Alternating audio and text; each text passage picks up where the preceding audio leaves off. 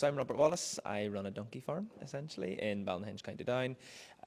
We focus a lot on therapeutic work and in tourism. So people come to the farm, we do experiences like donkey treks, goat meditation, and for me it's all about getting people up close to the animals and getting that real good well-being from being in and around them and being in the countryside.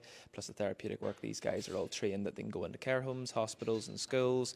They go in and out elevators, pretty much wherever they're asked to go, and then we would have groups that come out here working with a lot of kids and teenagers on emotional regulation, stress, anxiety, that sort of thing. I think I like to welcome you to my home because this is where I grew up. It's mum and dad's farm.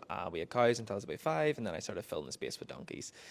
And this all started because of lockdown. I needed a way to help pay for them, to keep them. I'd lost my job as a receptionist. I was studying full time. I was working part time to try and pay my own way, and I needed to find something that these guys could sort of look after themselves, or at least sustain themselves. They've gone above and beyond that. It's not my full-time job, but I think I want people to realise that these guys are really special, one to me, but just special in general.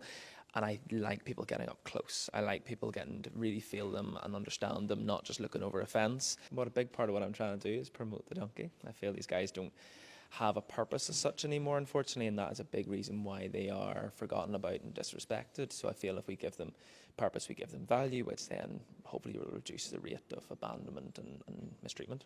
So these guys are not native to Ireland. They're originally from Northern Africa, so they don't have any natural oil in their coat for waterproofing. That's why they really would prefer shelter if they're outside. Donkeys can hear each other up to 60 miles apart in the plains because of their big ears. One, it catches sound, and two, that helps dissipate heat, a bit like an elephant's.